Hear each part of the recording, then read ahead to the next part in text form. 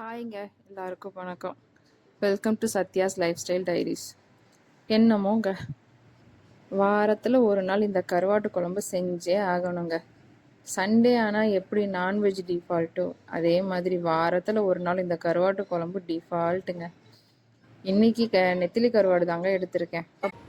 ஆனால் இருந்தாலும் இதை செய்யறது என்னமோ ரொம்ப ஈஸி தாங்க. 5 பொருள் இருந்தால் போதும், ஜம்முன்னு கருவாட்டு குழம்பு வச்சு அன்னைக்கு டின்னரையோ இல்லை லஞ்சையோ முடிச்சிடலாங்க. ஆமாம், இப்போ இந்த கருவாட்டு குழம்பு எப்படி செய்யுதுன்னு பார்ப்போமா? இதுக்கு கருவாடு, நெத்திலி கருவாட்டை தலையும் குடல் பகுதியும் நீக்கிற மாதிரி க்ளீன் பண்ணிக்கோங்க.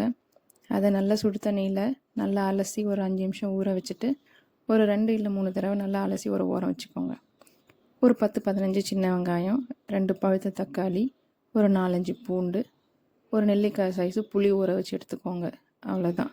வானலில் எண்ணெயை ஊற்றி வெந்தயம் கொஞ்சம் ஜீரகம் போட்டு வதக்கிட்டு அதுக்கப்புறம் வெங்காயம் பூண்டு இதில் நல்லா போட்டு வதக்கிக்கோங்க. வதக்கினதுக்கப்புறம் மோஸ்ட்லி எல்லோரும் தக்காளி போடுவாங்க. ஆனால் நான் மசாலா போட்டுறேன். குழம்பு மிளகாத்தூள் ஒரு 2 ஸ்பூன் போடுறேன். அதுக்கப்புறம் மஞ்சப்பொடி. இது நல்லா வதங்கினதுக்கு அதுக்கப்புறமேட்டுக்கா தக்காளி போடுறேன். தக்காளி போட்டு நல்லா எண்ணெய் பிரிஞ்சு வர அளவுக்கு வதங்கினதுக்கப்புறம் புளியை கரைச்சி ஊற்றி கொஞ்சம் நேரம் கொதிக்க விட்டுட்டு எண்ணெய் பிரிஞ்சிடும்.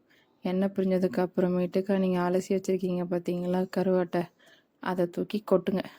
கொட்டி ஒரு 10 நிமிஷம் சிம்லேயே நல்லா வேகட்டும்.